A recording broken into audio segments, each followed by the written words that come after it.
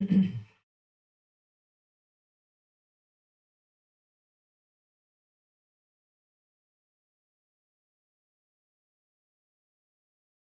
good concepts.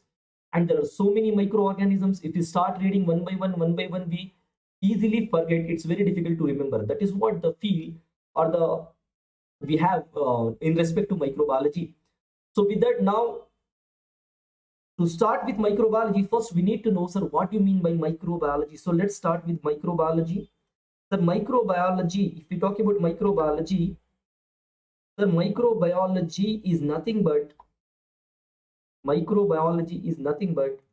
sir, micro means small.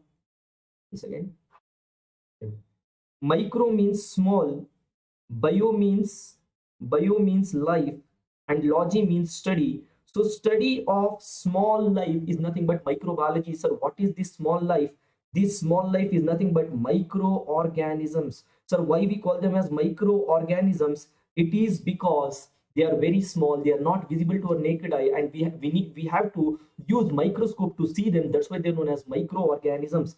So now, which are the microorganisms which causes infection in humans? Sir, we have 4 types of microorganisms which causes infection in humans. One is bacteria, second is fungi, third is viruses, and fourth is parasites. So these are the 4 types of microorganisms which causes infection in humans, and study of these organisms and their related diseases and diagnosis and the treatment of the diseases caused by these microorganisms is nothing but microbiology. So along with the study, right, of these organisms, we also need to know that when these microorganisms enter into our body, so our body is having a defense system, right, which fight against these organisms and try to eliminate these organisms, because they are coming to harm us and they doesn't belong to us. They are foreign. They are coming from outside. They're coming from outside and they're entering inside our body. So our body is having a defense system which will fight against these organisms to eliminate these organisms, and that is what is known as, we call them as immunity. So totally, sir, this is what is microbiology, right? A broad picture of microbiology, study of microorganisms and the defense system of our body to eliminate these microorganisms when they enter inside our body to cause harm to us, right? So bacteria, fungi, viruses, parasites, and immune system. This is overall what is microbiology, and this is we have to study in microbiology. If we study this, our microbiology will get over. So with that, now we have to study system wise, right? Central nervous system, which are the bacteria, fungi, viruses, parasites which affect central nervous system, cardiovascular system, respiratory system, gastrointestinal system, genitourinary tract system, and then skin and soft tissue infections. Or various systems are there. So which are the organisms which causes infection, and what type of infection, and what is the clinical presentation, and how we are going to diagnose and treat them. So this is what we have to study in microbiology. In respect to that, today I'm going to start a small topic, that is anemia. We are going to discuss a short topic today, that is anemia. Sir, what do you mean by anemia? First, we need to know the definition. Sir, what do you mean by anemia? Sir, anemia is nothing but, right? Anemia is nothing but, sir, it is a condition, right? It is a condition. It is a condition where there is decrease in hemoglobin. Where there is decrease in hemoglobin. Why there is decrease in hemoglobin? Due to decrease in RBC. Due to decrease in RBC. This is what we call it as anemia. Very simple. So anemia is a clinical condition. It is not a disease. It is not a disease. It is a clinical presentation of an underlying disease. There is some disease which is manifesting as anemia. Anemia is one of the clinical presentation of the underlying disease. So anemia is a condition where there is decrease in hemoglobin due to decrease in RBC. So what do you mean by this decrease in hemoglobin and decrease in RBC? Right, sir, as we all know, our body contains blood. Our body contains blood. Blood contains cells and the liquid part, RBC. They are formed from the stem cells. They are formed from the stem cells. Such stem cells are present in the bone marrow.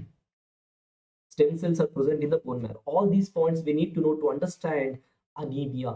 So anemia, sir, it is a condition where there is decrease in hemoglobin. Why there is a decrease in hemoglobin? Due to decrease in RBC. right? And RBCs are produced from the stem cells which are present in the bone marrow. Not only RBCs, all the cells are formed from the stem cells, and these stem cells present in the bone marrow. And as these RBCs carries hemoglobin, why they carry hemoglobin? Because hemoglobin carry oxygen, and that's how it supplies the oxygen to various parts of our body, because we require oxygen. In each and every part of our body requires oxygen, right? Once you have understood this, now one more important point what I have to mention is, so what is decrease in hemoglobin means? How much? What is the cutoff to call as anemia? For that, we need to know what is the normal range of hemoglobin in our body. So if you take males, normal hemoglobin is, right? Normal hemoglobin is, so it is from 12 milligram, right? 12 milligram percentage. So 12 to, sorry, if it is males, then 13.5 to, you have to add 4. So 13.5, then you add 4, 14.5, 15.5, 16.5, and 17.5, right? 17.5. So 13.5 to 17.5 is the normal range of hemoglobin, is considered as polycythemia, and less than 12 in females is considered as this 13.5 in males and less than 12 in females is considered as anemia. So more than this, we consider it is a condition which is known as polycythemia. That is a separate condition. So today's class we are going to discuss only anemia, and this is what is anemia. So to study anemia, first we need to understand what is anemia. So this is anemia, right? If you have any doubt, you can ask me in the Telegram group in between, so we can discuss. So once you have understood what is anemia, so how anemia is related to microbiology. So if you talk about anemia, once we have understood the definition, now we need to talk about etiology.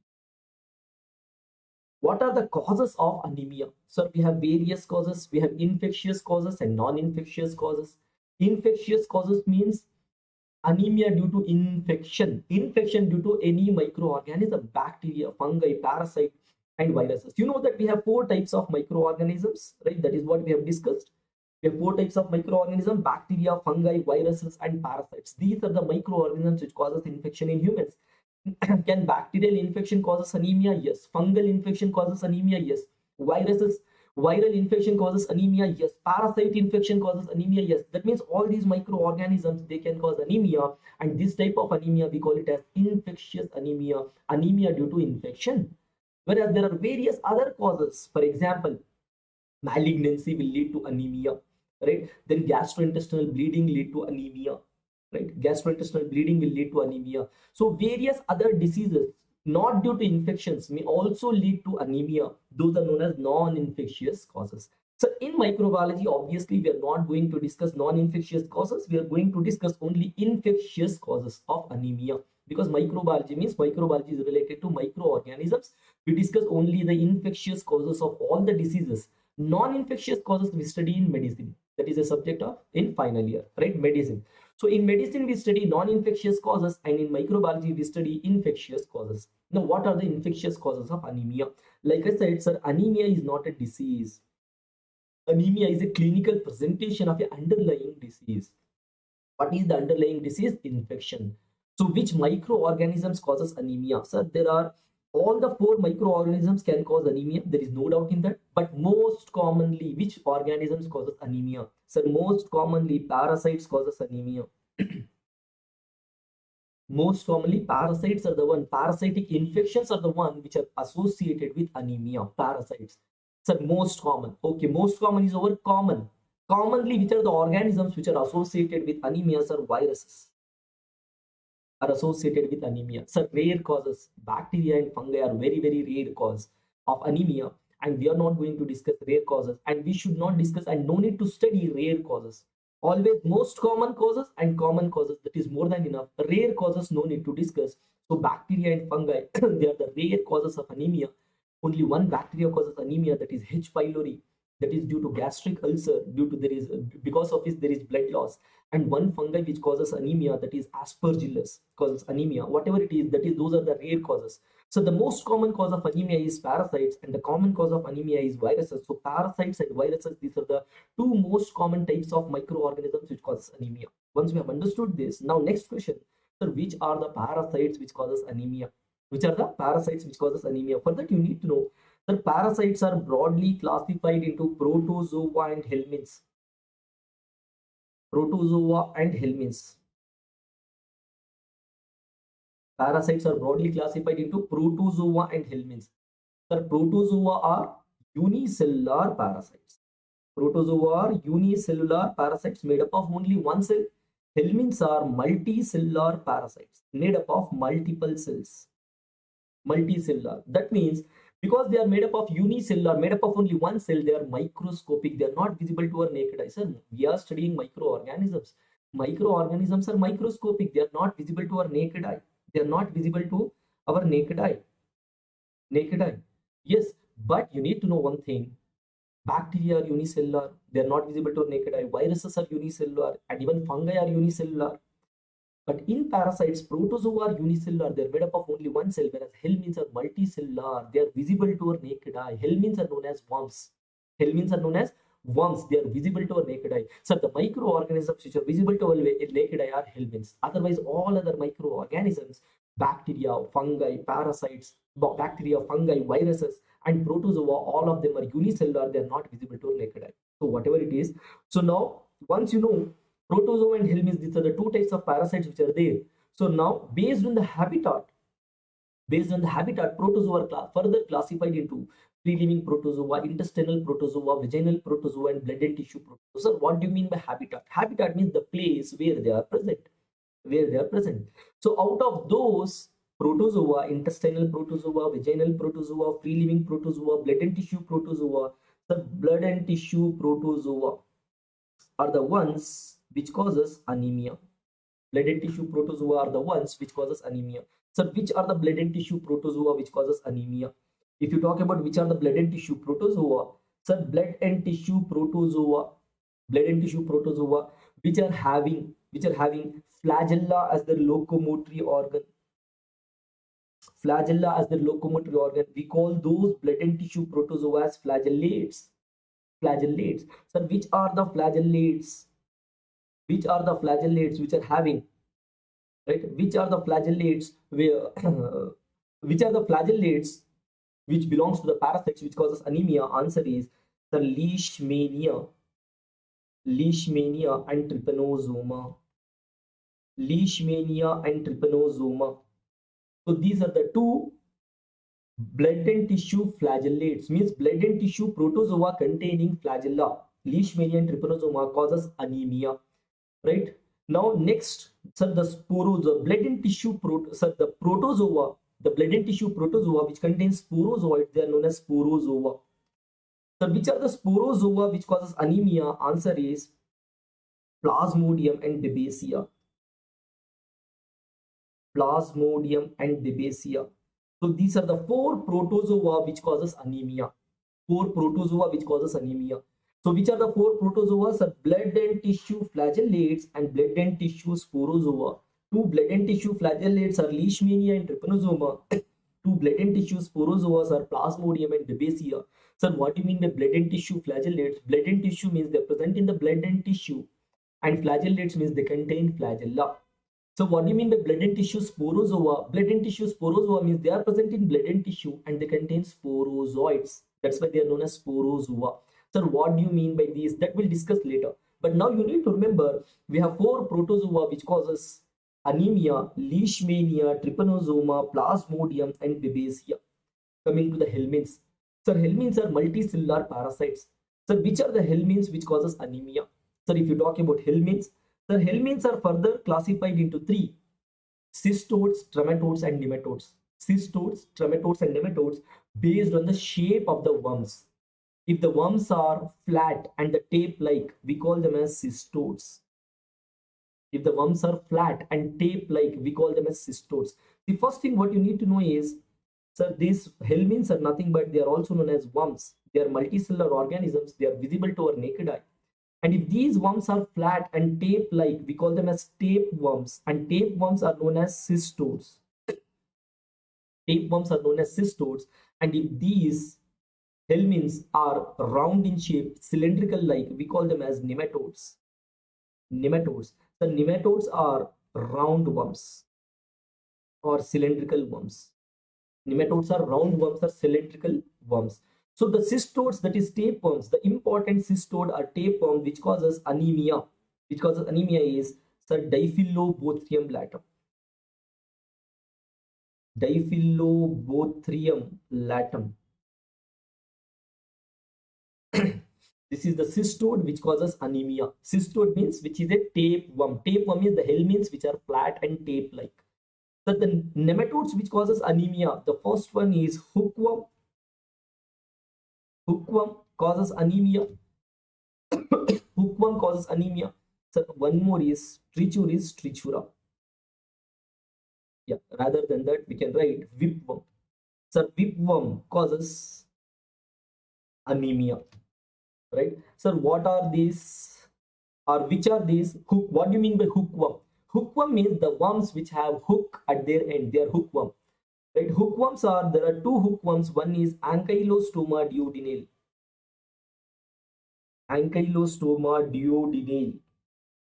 And one more is sir Necator americanus. Necator americanus. And if you talk about the whipworm, sir, whipworm is also known as Trichuris trichura. There is only one whipworm, Trichuris trichura. Trichuris trichura. Okay, fine. So these are the helminths which causes anemia. Which are the helminths? So two types of helminths causes anemia. Cystodes, which are nothing but tapeworms, and nematodes, which are nothing but roundworms.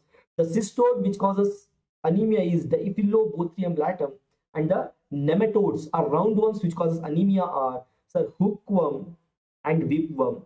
Hookworm, we have two hookworms, Ankylostoma duodenale and Necator americanus, and whipworm, we have only one whipworm, Trichuris trichura. So these are the parasites which causes anemia. Sir, how to remember? We are finding it difficult. How to remember? That is the next part. I will explain what do you mean by protozoa, what do you mean by helminth, what do you mean by blood and tissue protozoa, flagellates, sporozoa, tapeworms, roundworms, how to remember. So we'll discuss that in the next part. But first part, which are the parasites which causes anemia? So these are the parasites which causes anemia. So if you see how many parasites we are discussing here, so Leishmania, Trypanosoma, Plasmodium, Babesia, Diphyllobothrium latum, then hookworm and whipworm. 1, 2, 3, 4. 4 protozoa and 1, 2, 3, 3 helminths.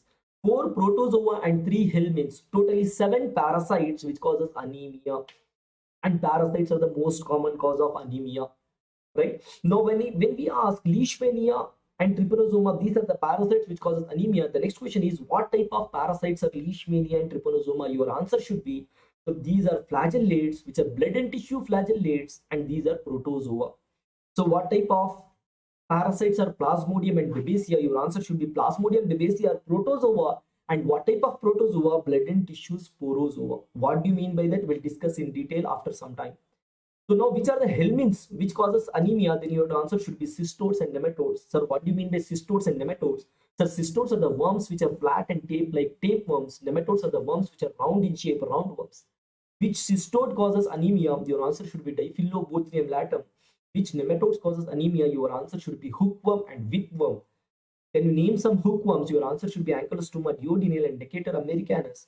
And can you name some whipworm? We have only one whipworm, Trichuris trichura. So these are the parasites which causes anemia. Once you know all the parasites which causes anemia, now let's talk about the viruses. Sir, viruses, they are broadly classified into DNA viruses and RNA viruses. Sir, why viruses are classified into DNA viruses and RNA viruses? Because bacteria contains both DNA and RNA. Bacteria contains both DNA and RNA. Even fungi contains both DNA and RNA. Even parasites contains both DNA and RNA. But viruses, they contain either DNA or RNA, but never both. Very important point. Viruses contain either DNA or RNA as their nucleic acid, but never both. So those viruses which contain DNA as their nucleic acid, we call them as DNA viruses.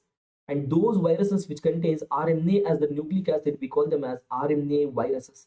Whereas bacteria, fungi, and parasites, we cannot classify as DNA bacteria, virus, and parasite, RNA bacteria, virus, and parasite, because they contain both as their nucleic acid. So viruses contains either DNA or RNA, but never both. So once we have understood this, now which are the DNA viruses which causes anemia? Which are the RNA viruses which causes anemia? So if you talk about the most important DNA virus which causes anemia, sir, parvovirus. Parvovirus is the most important virus, right, which causes anemia. Obviously, there are two to three DNA viruses.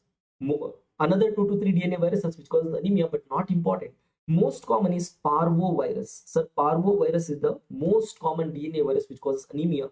So if you talk about RNA, HIV, human immunodeficiency virus. So HIV is the most common RNA virus which causes anemia. So this is about the organisms causing anemia. If you have any doubts, you can ask. So mainly parasites and less commonly viruses.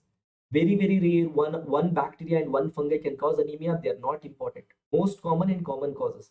All the parasites and all the important viruses which causes anemia are there in front of you.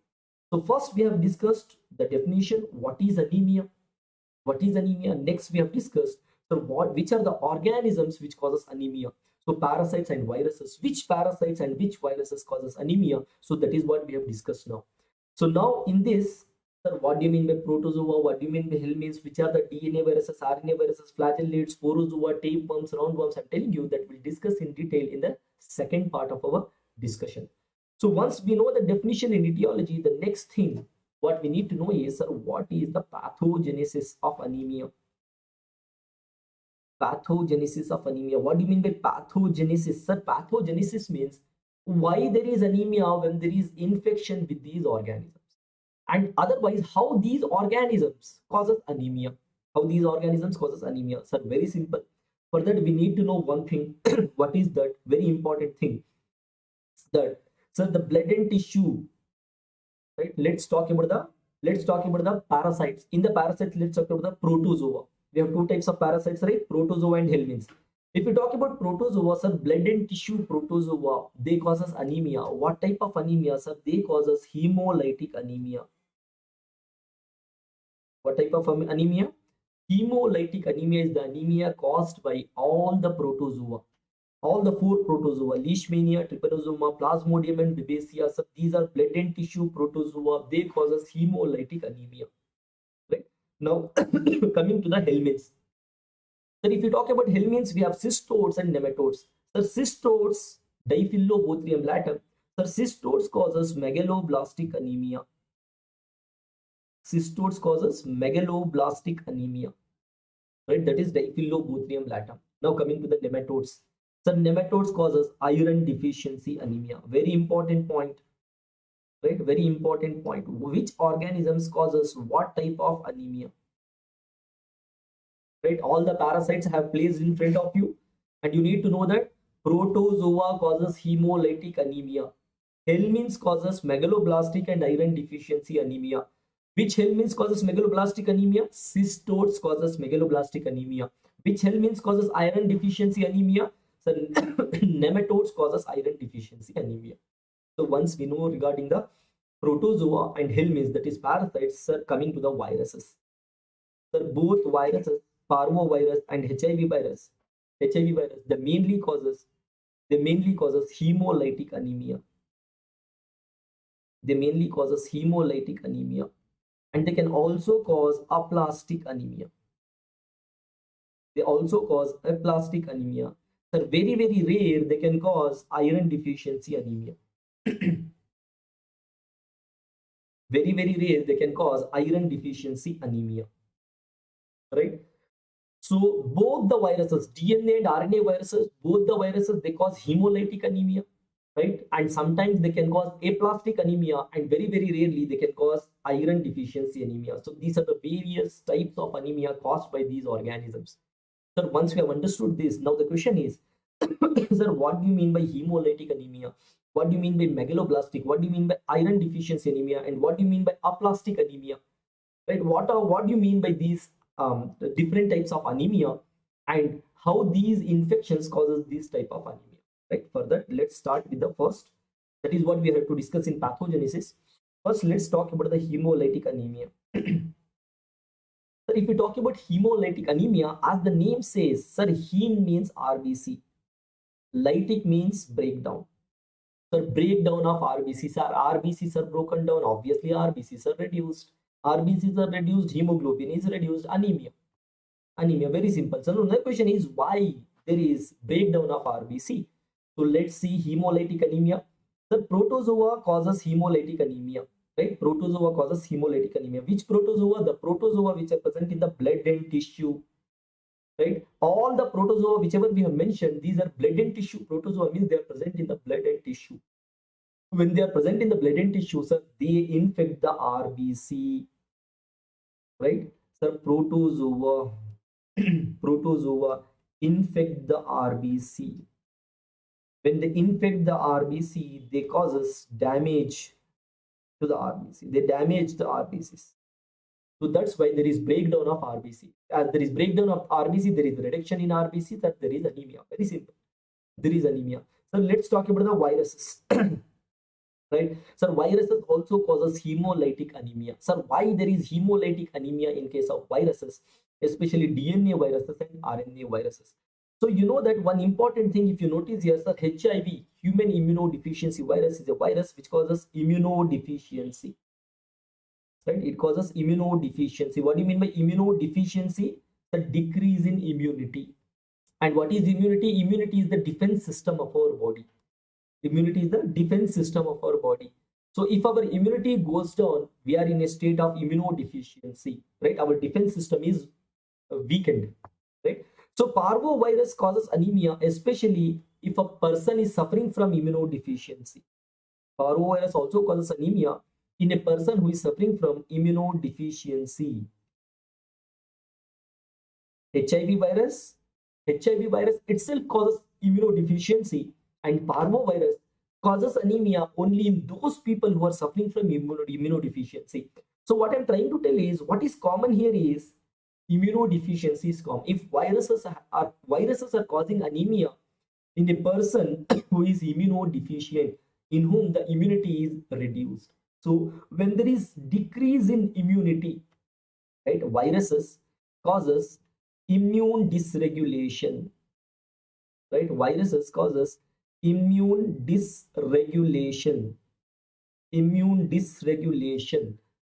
an immunodeficient patient, or you can say immunocompromised patient. Both are same.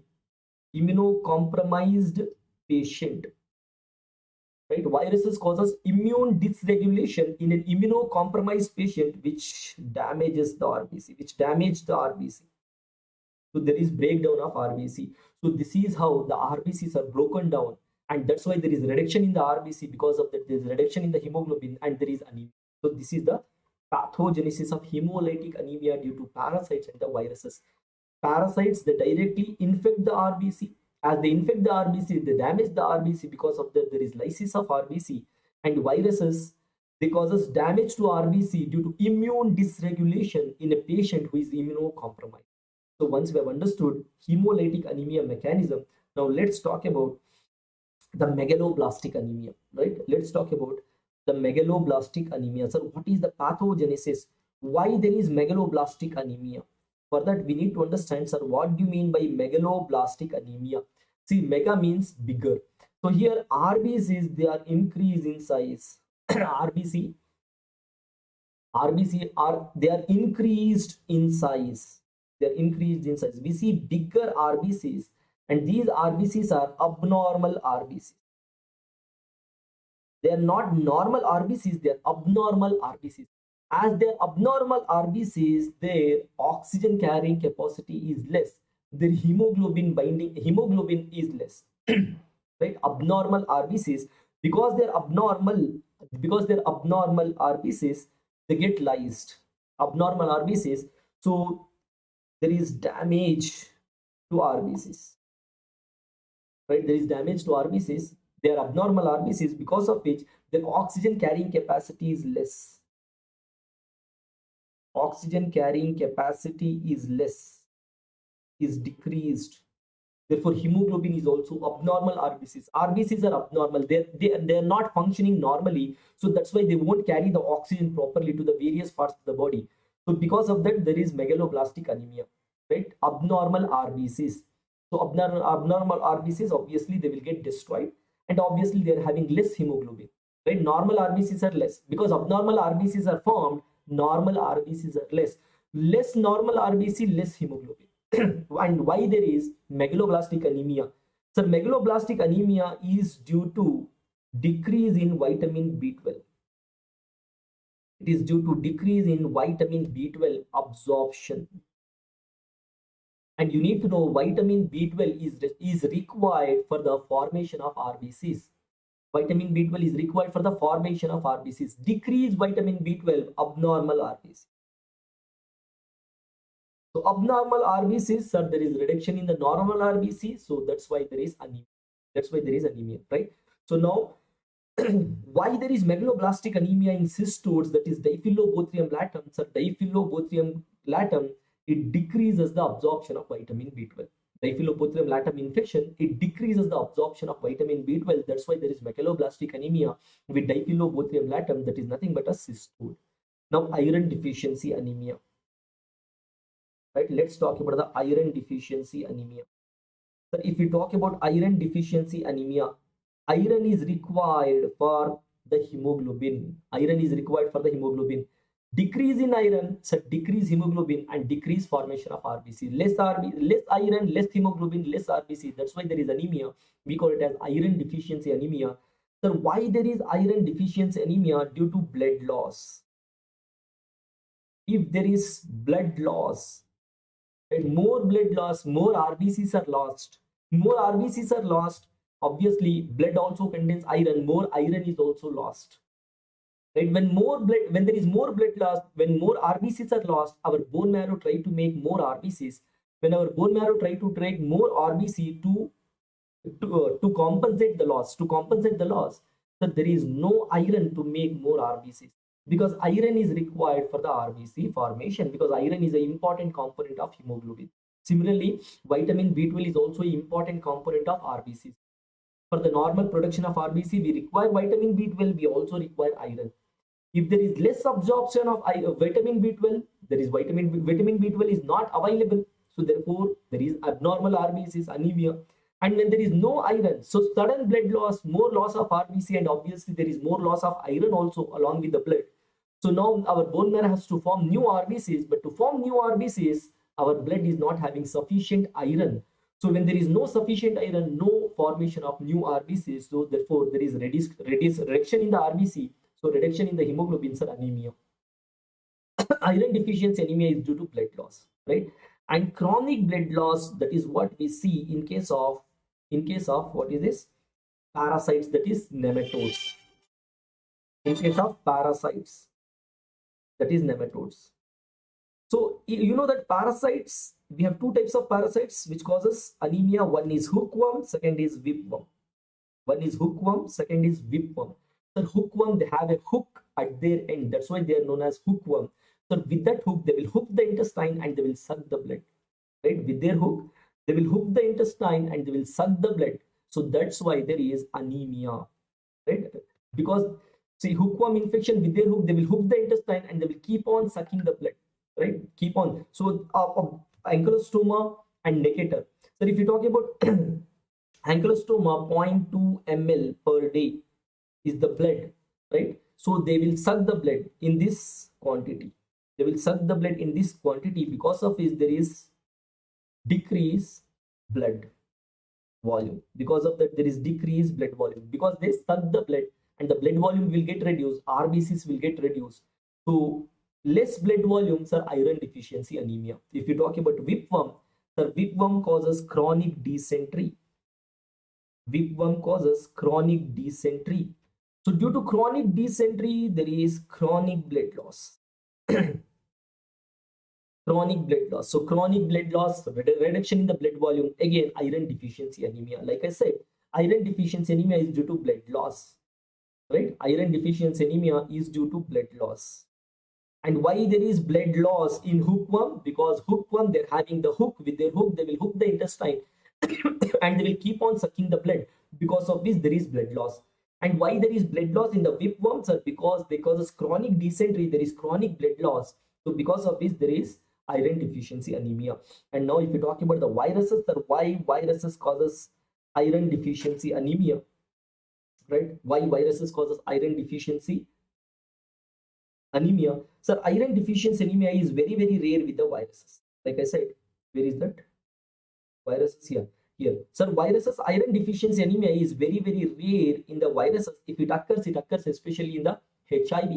In the HIV, when HIV causes Kaposi sarcoma, otherwise gastric ulcer. Due to Kaposi sarcoma and gastric ulcer, there will be severe gastrointestinal bleeding. Right? In gastric ulcer and Kaposi sarcoma. These are the two things which occur in HIV. So if these things will occur, there is chronic blood loss in HIV. That will lead to iron deficiency anemia. So keep it aside. Let's talk about the aplastic anemia now. Right? Aplastic anemia. So iron deficiency anemia is a very, very rare cause. If you want, I can write down here to take the HIV. So in the HIV, we'll be having gastric ulcer. We'll be having gastric ulcer, and Kaposi sarcoma can occur. So because of which there is GI, means gastrointestinal bleeding, due to which there is blood loss. Right? So the last type of anemia what we see with the infection is the aplastic anemia. So what do you mean by aplastic anemia? So aplastic anemia means there is no production of RBC, or there is decreased production of RBC. Decreased production. RBCs are not formed. Right? In iron deficiency anemia also RBCs are not formed because there is decrease in iron. In megaloblastic anemia, RBCs are formed, but abnormal RBCs are formed. Big RBCs, megaloblastic anemia, mega RBCs are formed because vitamin B12 is not available. Here RBCs are formed, but they are lysed. They are lysed. So that's why there is decrease in RBC. But what happens here in aplastic anemia, iron is also available, vitamin B12 is also available. RBCs are also not lysed, but still there is decreased production of RBC. Now the question is, when everything is fine, why there is decreased production of RBC? The answer is the damage to stem cells. In the beginning, I have told you, all the cells are formed from the stem cells. RBC, WBCs and platelets, all of them are formed from the stem cells. So damage to stem cells. And you know that stem cells are present in the bone marrow, right? So bone marrow is affected. Bone marrow. So when bone marrow is affected, stem cells are damaged. When stem cells are damaged, even if everything is available, RBCs are not formed because RBCs are formed from the stem cells. So the infections which affect the bone marrow, sir, which are the infections which affect the bone marrow, sir? Especially viruses. Viruses, they affect the bone marrow and they damage the stem cells. When stem cells are damaged, RBCs are not formed. That is, that when RBCs are not formed, no RBCs are less RBCs. Less hemoglobin, less oxygen carrying capacity, sir, aplastic anemia. So various types of anemia, right? So what do you mean by these? What are the types of anemia, and what do you mean by these anemia, and then why there is anemia and how these organisms causes anemia? So once again, I'm telling you, hemolytic anemia.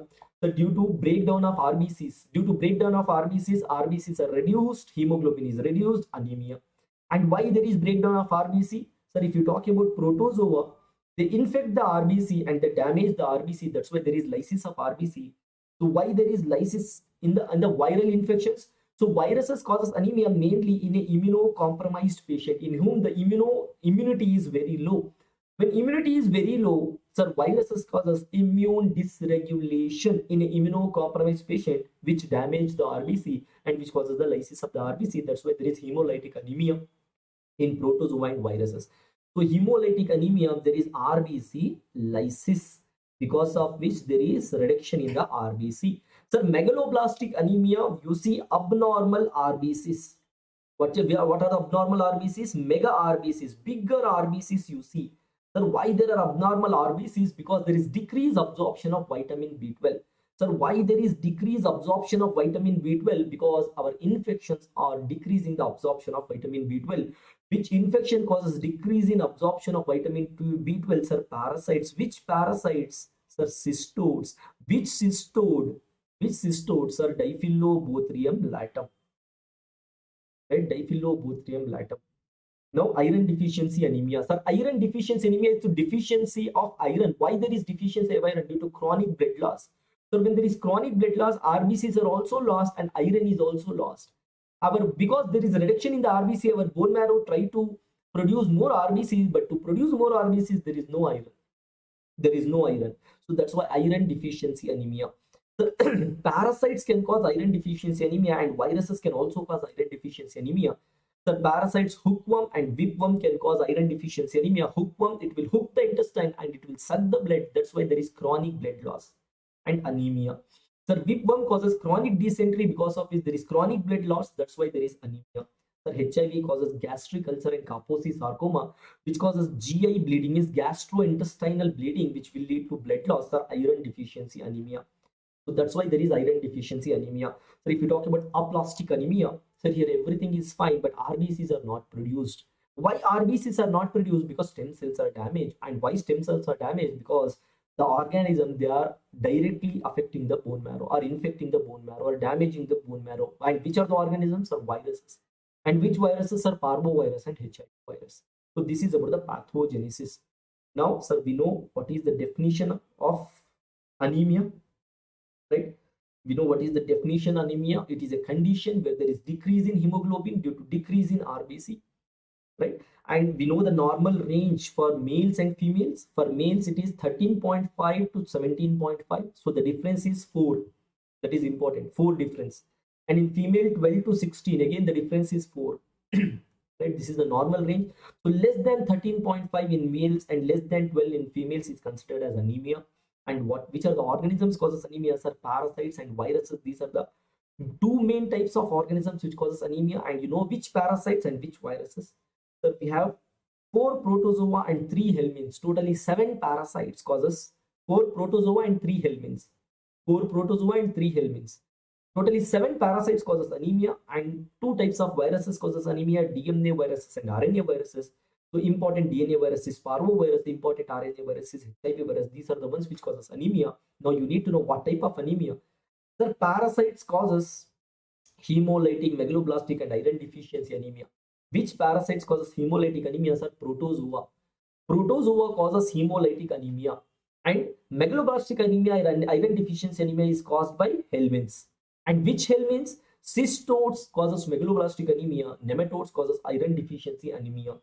So now coming to the viruses, both the viruses, they cause hemolytic anemia and aplastic anemia. Very rarely HIV can cause, right? Very rarely HIV can cause iron deficiency anemia.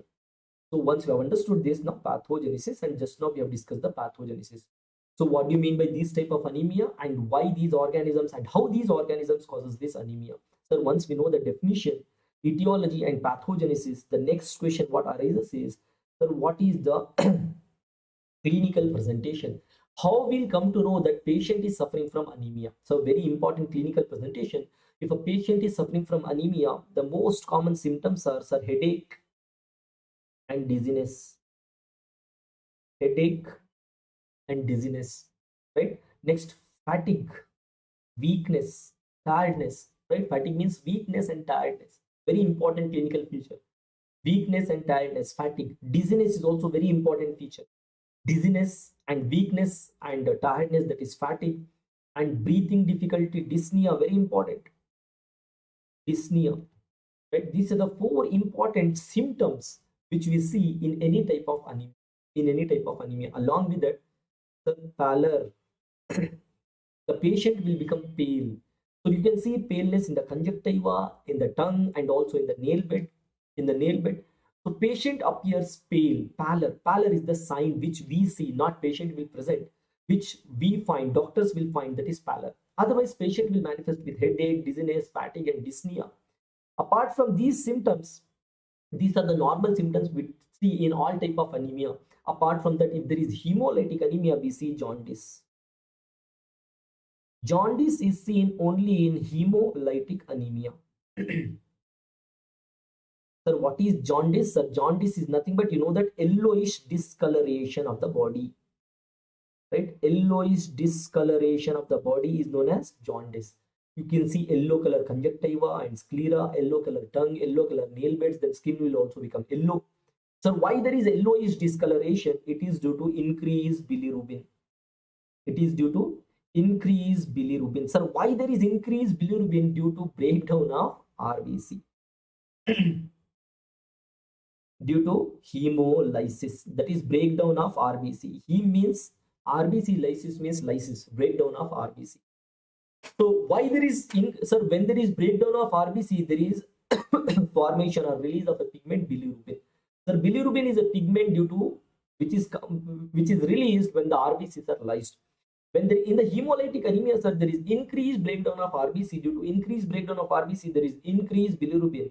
When there is increased bilirubin, you see yellowish discoloration, and this yellowish discoloration in medical terms we call it as jaundice. Right? Jaundice is nothing but yellowish discoloration, and that is due to increased bilirubin that you see when there is increased hemolysis. Normal breakdown of RBC, normal bilirubin, no jaundice. If the bilirubin is in the normal range, see, normally we have bilirubin. Normally we have bilirubin. When the bilirubin is in the normal, why we have bilirubin? Because normally RBCs will get lysed in our body, because everything is having a lifespan. Once they are formed, after some time they have to die. They have to die. So when the RBCs they die, they are getting lysed. When they are lysed, bilirubin is released. So normal breakdown of RBC is happening in our body so that new RBCs are formed. When there is breakdown of RBC, there is release of bilirubin. When bilirubin is in the normal range, there is no yellowish discoloration. But in hemolytic anemia, there is increased hemolysis. That's why there is anemia. When there is increased hemolysis, then only RBCs are reduced. Normal hemolysis, RBCs are not reduced. RBCs will be in the normal range. When there is increased hemolysis, increased breakdown of RBC, increased bilirubin, yellowish discoloration, that is we call it as jaundice. So jaundice is a special feature which we see only in hemolytic anemia. Otherwise, in all types of anemia, if a patient is suffering from anemia, patient will manifest with headache and dizziness. Very important symptom is dizziness, fatigue and dyspnea. Right? Very important symptoms: fatigue and dyspnea, fatigue, tiredness and weakness, and dyspnea, breathing difficulty, and sir, pallor. When we examine, we see the pale sclera, conjunctiva, pale tongue, the nail bed, everything will, the patient look very pale, right? Very pale. So this is the clinical presentation. Okay, fine. Sir, we know the clinical presentation. How we come to know that patient is suffering from with anemia or not when a patient present to you. So this is how we come to know whether patient is suffering from anemia or not. So once we know that patient is suffering from anemia, the next question is, how are you going to diagnose that patient is suffering from anemia due to due to which reason? What is the cause of this anemia? Like I said, sir, in microbiology we discuss infectious causes, and we know the infectious causes, right? Parasites and viruses causes anemia, and you know the 7 parasites, the 2 important viruses which causes anemia. Now the question is, so now a patient is presented to me, and when a patient is presented to me with headache, dizziness, fatigue and dyspnea, then I examined the patient, I saw the pallor, I know that clinically patient is suffering from anemia. I want to find out the cause for this anemia. So that is what we call it as diagnosis. So now coming to the diagnosis in microbiology, you need to remember, sir, when we get a patient sample, in this sample, which is the organism which is present, we call it as ID. What is ID? Identification of the microorganism present in the sample. Sir, how are we going to identify which is the microorganism which is present in the sample which is responsible for the anemia in this patient? Sir, we have 3 methods to detect the microorganism. Sir, first method is culture method. Second method is molecular method.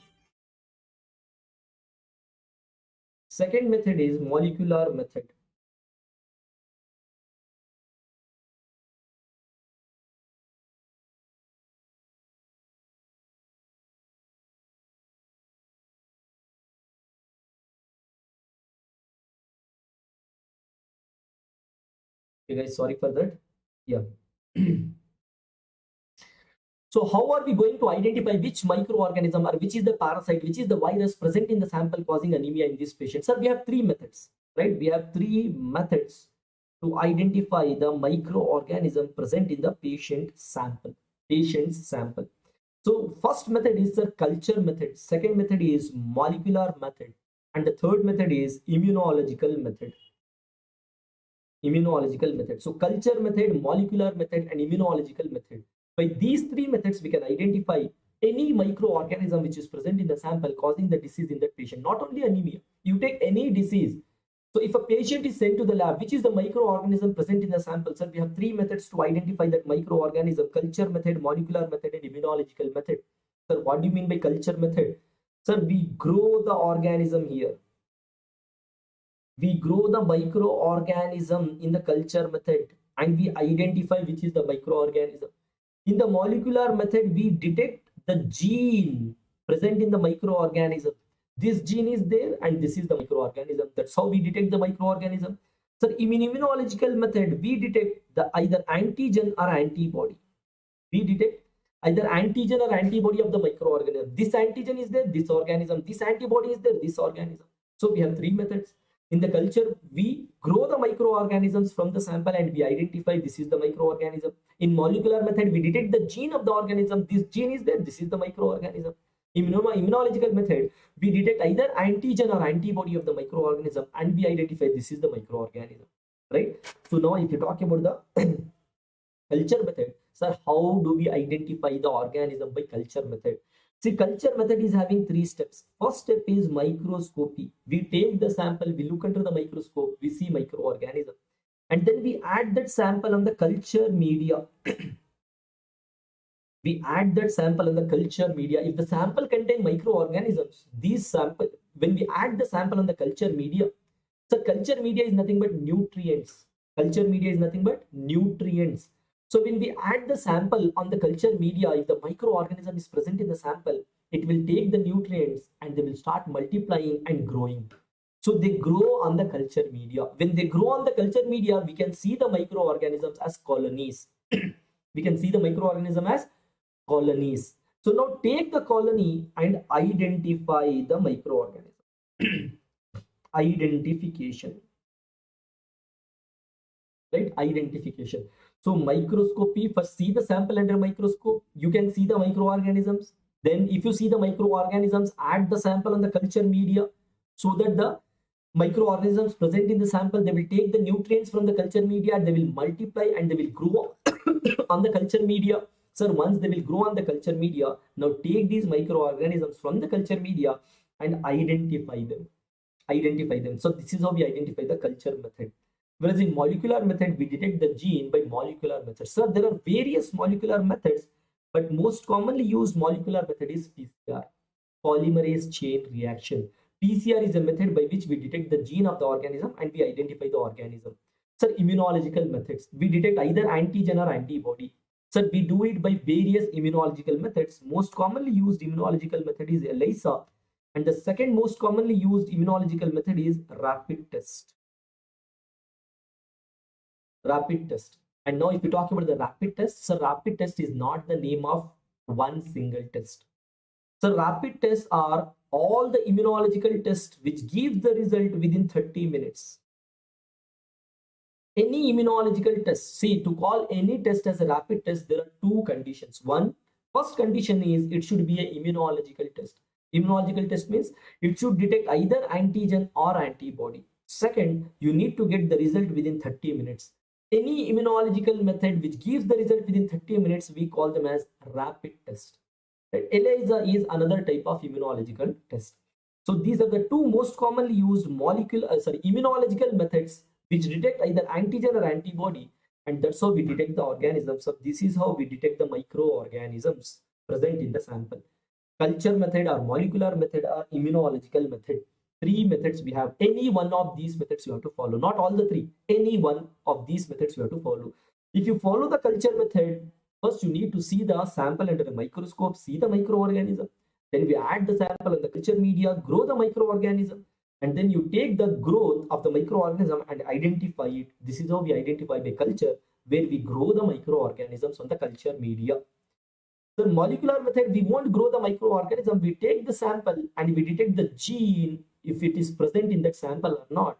And that is done by the method that is PCR, polymerase chain reaction. If this gene is there, this microorganism is there. Similarly, we can use either ELISA or rapid test. ELISA rapid test. And we detect either antigen or antibody. If this antigen is there, this is the organism. If this antibody is there, this is the organism. That's how we identify by immunological method. Right? ELISA and rapid test. Obviously, which is better among ELISA and rapid tests? Sir, ELISA is better because it is having better sensitivity, right? It is having better sensitivity. That's why ELISA is always better than rapid test. That's why I have written at a greater than symbol here. ELISA is always better than rapid test. But still, yes, you can also use rapid test. It's up to you. But you need to remember ELISA is better than rapid test because ELISA is having better sensitivity. So we have three methods. By these methods, we identify which is the organism causing anemia, whether it is Leishmania, Trypanosoma, Plasmodium, Babesia, Typhlobothrium latum, hookworm, or whipworm. This is how we identify which organism is present in the sample. That is what we identify by using one of these methods: culture method, molecular method, or immunological method. Okay, fine, sir, understood. But now, by culture method or molecular method or immunological method, how will you say that the anemia is due to this particular organism? For example, which is the first organism which you have written here causing anemia? Sir, in the etiology, first organism is Leishmania, right? Leishmania. So how do you say by using these methods, Leishmania is the one present in the sample, right? Now, detect the antigen or antibody. Leishmania antigen is there, Leishmania is there. Leishmania antibody is there, Leishmania is there. Very simple. Now, detect the gene. If the gene of Leishmania is present, then Leishmania is there. So, in molecular methods and immunological methods, respective gene and respective antigen and antibody, if you detect that organism is present. Leishmania gene is there, Leishmania is present. Leishmania antigen is there, Leishmania is present. Leishmania antibody is there, Leishmania is present. So detection of respective antigen and antibody in immunological methods and detection of respective gene in the molecular methods, right? You can say this is the organism which is present. But in culture method, in microscopy, how do you identify that this is Leishmania? How Leishmania appear in the microscope?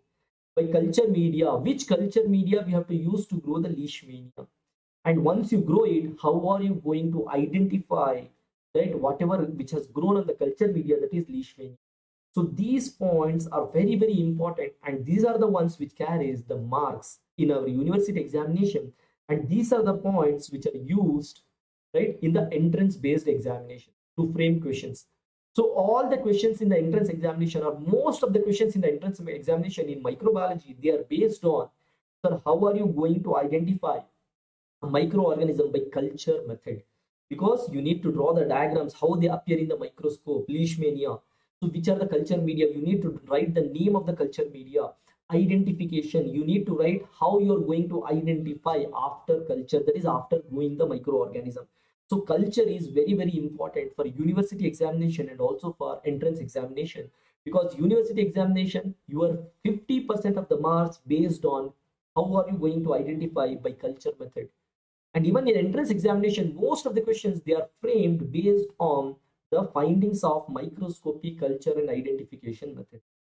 Now the question is, sir, how we identify each and every organism which I have mentioned which causes anemia based on the culture method, which we discuss in our next part after the break. Another 5 minutes, we are going to take a break.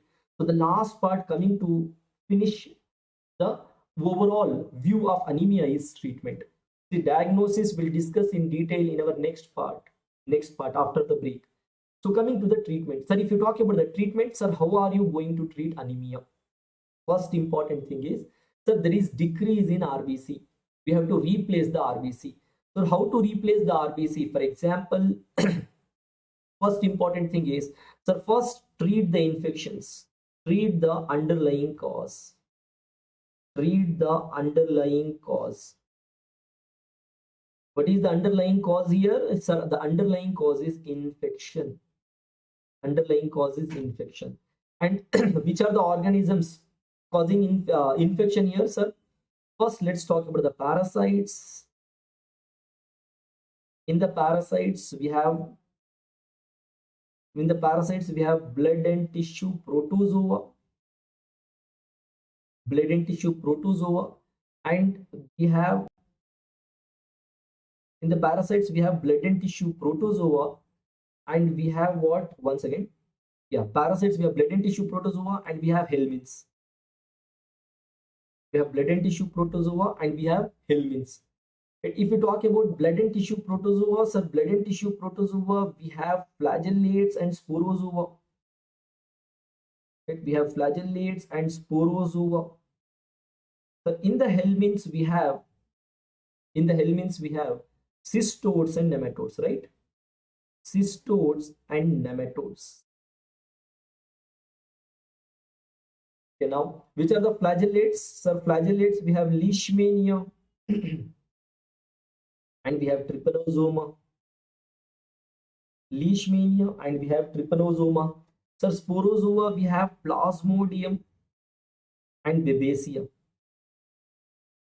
Plasmodium and babesia. So 4 protozoa, like protozoa.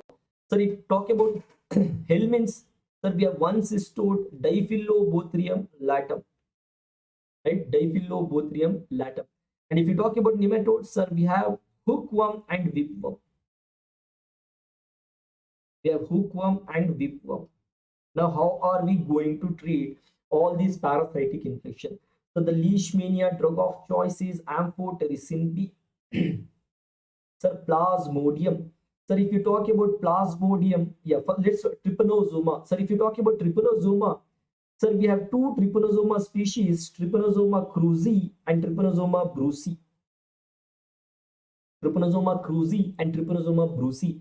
So Trypanosoma cruzi, the drug of choice is benznidazole. And Trypanosoma brucei, the drug of choice is suramin. Right? So plasmodium, we have 2 types of plasmodium, sir, Plasmodium vivax and Plasmodium falciparum. Plasmodium vivax and Plasmodium falciparum. Sir, Plasmodium vivax, the drug of choice is quinine.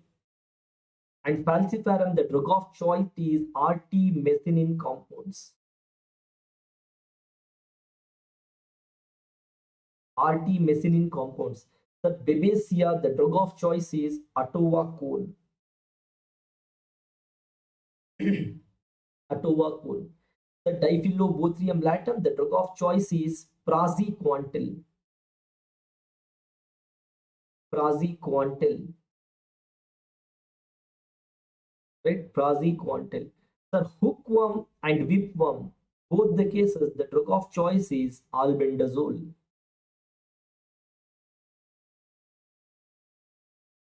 So these are the drugs which are used to treat all these parasitic infections, all the parasites which causes anemia, and the treatment for all these parasites. Treatment for all these parasites. Right? Once we know the treatment for the parasites, then let's talk about the viruses. Parasitic treatment is over. So let's talk about the viruses. Sir, if you talk about the viruses, sir, first let's talk about the DNA viruses. Which is the DNA virus? Sir, parvovirus. Parvovirus. Sir, what is the treatment for parvovirus? Sir, we don't have treatment for parvovirus. No treatment for parvovirus.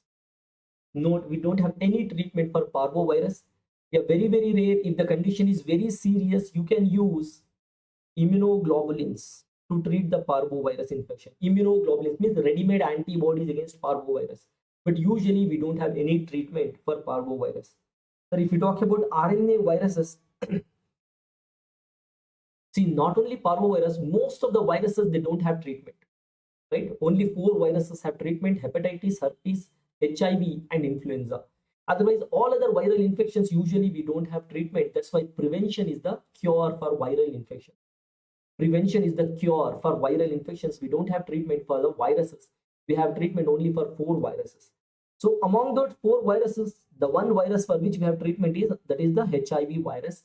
And you know that treatment for HIV virus, right? We use the combination of drugs, 3 drugs. So the new regimen is LDT. The LDT means what? LDT means L for lamivudine.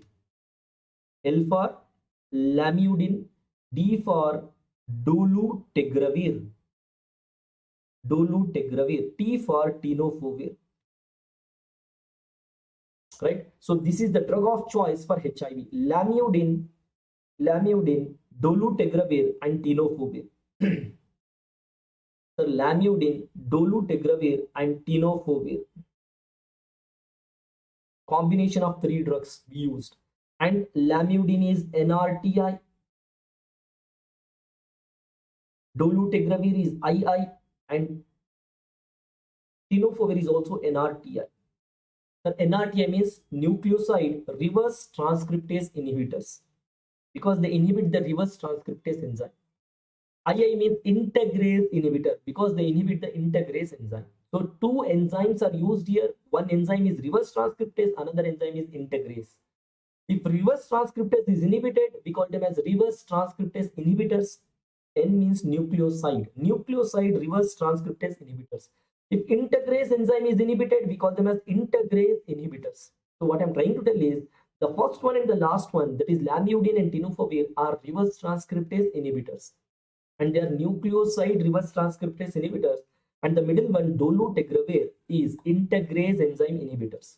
Just remember this. The LDT regimen, LDT, lamivudine, dolutegravir, and tenofovir. This is the new regimen to treat HIV. Combination of 3 drugs. So this is how we treat the infections. All the treatment, treating the underlying cause, because these are the infections which are responsible for the anemia, and this is how we treat all these infections. So once we treat the underlying cause, already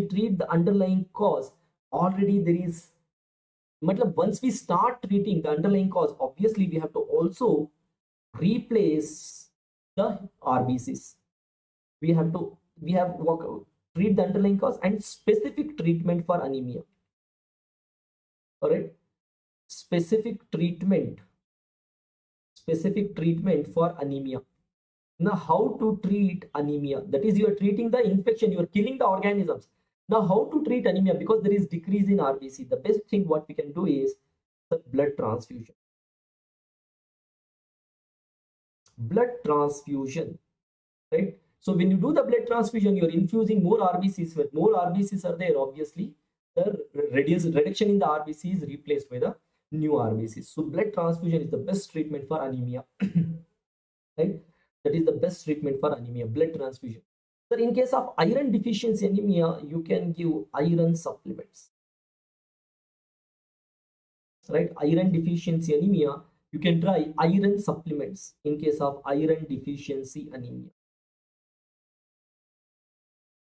Iron deficiency anemia, go for iron supplements. Right? In vitamin B12, megaloblastic anemia, you can go for vitamin B12 supplements. Vitamin B12 supplements in megaloblastic anemia. Megaloblastic anemia. So in case of aplastic anemia, where there is damage to the bone marrow, stem cells are damaged, replace the stem cells. Right? Replace the stem cells. Right? That is stem cell replacement. In case of aplastic anemia. These are the specific treatments, right, with respect to anemia. In case of hemolytic anemia, right, in case of hemolytic anemia, and any anemia, right, that is, which is severe in form, severe anemia, hemolytic anemia and severe anemia, we have to go for blood transfusion. So hemolytic anemia and severe anemia, go for blood transfusion. Iron deficiency anemia, supply the iron. Megaloblastic anemia, supply the vitamin B12. Aplastic anemia, we have to go for stem cell replacement. Right? So this is the specific treatment for anemia, and this is how we treat the underlying cause, that is the infection. So this is broadly about anemia. So what we have discussed today so far is, sir, what is anemia? That is the definition of anemia. And then we have discussed etiology, which are the microorganisms which cause anemia, infectious causes of anemia. Then pathogenesis, how these microorganisms causes anemia and what type of anemia. Then if a patient is suffering from anemia, how that patient manifests clinically, and then how are we going to diagnose that which is the organism which causes anemia. In the diagnosis, I have just told you the methods how we are going to diagnose. We have 3 methods: culture method, molecular method, and immunological method. Right? I have told you by these methods we can identify the microorganism, but how we identify which is the microorganism by this method, that is what we are going to discuss after the break. Very important session is going to come after the break. Now treatments are how we are going to treat all the underlying causes, all the infections, right? All the parasites and all the viruses. And how are we going to replace the decrease RBC or blood volume, loss of blood volume? How we are going to treat the, what is the specific treatment for the different types of anemia? So this is overall about anemia. So with that, hope you enjoyed anemia and hope you have got a broad picture about the anemia. So now we'll take a break. So the time is 6:45. We'll take 20 minutes of break. Right? We'll come back by 7:05 with a new link and we'll discuss how are we going to tell. Now we know that anemia, we know what is anemia, what are the different types of anemia, which are the organisms which causes anemia, and how we are going to diagnose anemia, and how are we going to treat anemia. We know everything about anemia. In the next session we are going to discuss. So now when we diagnose patient is suffering from anemia, you have just diagnosed that patient is suffering from anemia, but which is the organism which is responsible, which infection is responsible? Sir, how can you say this anemia is due to leishmania? How can you say? So where are the etiological agents? Where are the etiological agents? Sir, here are the etiological agents. Sir, how can you say this anemia is due to leishmania, or this anemia is due to trypanosoma, this anemia is due to plasmodium, or this anemia is due to babesia? Or how can you say this is due to Diphyllobothrium latum, or this is due to hookworm, or this is due to whipworm? And how can you say this anemia in this patient is due to parvovirus or HIV virus? So this is what we're going to discuss in our next session after the break, right? So I didn't get any doubts. If you have any doubts, you can just text me in the Telegram group. So if you have any doubts, I can solve the question here. So before taking the break, just a overall broad view what we have discussed so far. So we started with the topic anemia. So anemia, first we discussed the definition. It is a condition where there is decrease in hemoglobin, right, due to decrease in RBCs, right? This is what is anemia. And the normal range of RBC or hemoglobin in males is 13.5 to 17.5. Less than 13.5 we consider as anemia. In females, normal range is 12 to 16. Less than 12 is considered as anemia. So these are the various organisms which causes anemia. So mainly parasites and less commonly viruses. They cause anemia. Very, very rare. The bacteria which causes anemia is H. pylori. Right? How H. pylori causes anemia? Sir, H. pylori causes gastric ulcer. Because of this, there is chronic gastrointestinal bleeding, blood loss. That's how. Aspergillus causes anemia. How Aspergillus causes anemia? Sir, Aspergillus damages the blood, bone marrow, stem cells. It causes aplastic anemia. Those are very rare cause, not needed. Sir, parasites and viruses, they causes anemia. And which parasites? Two types of parasites, protozoa and helminths. Which viruses? Two types of viruses, DNA viruses and RNA viruses. Again, I'm telling you once again, two types of parasites causes anemia, protozoa and helminths. Two types of viruses causes anemia, DNA viruses and RNA viruses. So which protozoa and which helminths? Again, two types of protozoa. The two types of protozoa are blood and tissue flagellates and blood and tissue sporozoa. And the two types of helminths are cystodes and nematodes, causes anemia. Right? So, and we have discussed all the organisms, the protozoa, leishmania, trypanosoma, plasmodium and babesia, the helminths, Diphyllobothrium latum, hookworm and whipworm, and the DNA viruses like parvovirus, RNA viruses like HIV virus. These are the viruses which causes anemia.